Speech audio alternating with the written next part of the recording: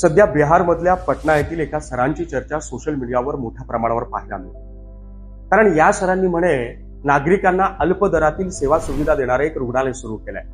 ज्या रुग्णालयामध्ये 7 रुपयांमध्ये रक्त तपासणी, 25 रुपयांमध्ये ईसीजी, 35 ते 50 रुपयांदरम्यान एक्सरे आणि डायलिसिस सारख्या सेवा सुविधा नागरिकांना पुरवण्यात येतात। आणि त्यांच्या या कामाची दखल कळत देशातल्या सर्वोच्च असणाऱ्या संसदेत देखील त्यांच्या कामाचा उल्लेख झाला।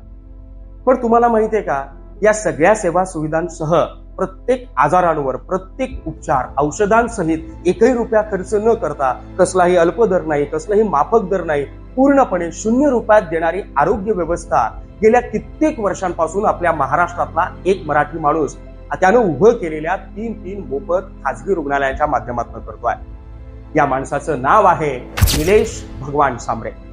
त्याने उभे केलेले हे 3 हॉस्पिटल, त्यापैकी एक पालघर जिल्ह्यामधल्या जडपूर येथे, ठाणे जिल्ह्यामधल्या आसनगाव शहापूर येथे आणि रत्नागिरी जिल्ह्यातल्या रत्नागिरी शहरात।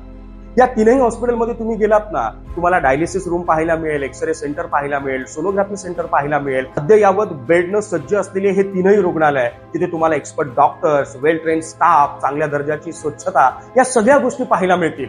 पण या 3ही हॉस्पिटलमध्ये कॅश काउंटर अथवा बिल काउंटर नाही। मग विचार करा ना, माफक आणि अल्प दरात उभं राहिलेल्या रुग्णालयाची चर्चा देश पातळीवर होते, पण गेल्या कित्येक वर्षांपासून आपल्या खिशातले पैसे खर्च करून नागरिकांना 0 रुपयांमध्ये उभी केलेली आरोग्य व्यवस्था त्या निलेश सांबरे नावाच्या माणसानं निर्माण केली आहे, त्या माणसाची चर्चा करण्यात आपण कमी पडलोय का?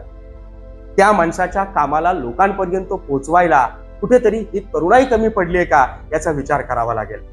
चला मग आपल्या मराठी माणसाला सपोर्ट करूया आणि मराठी माणसानं लोककल्याणाचं उभं केलेल्या या साम्राज्याला जागतिक स्तरावर पोहोचूयात।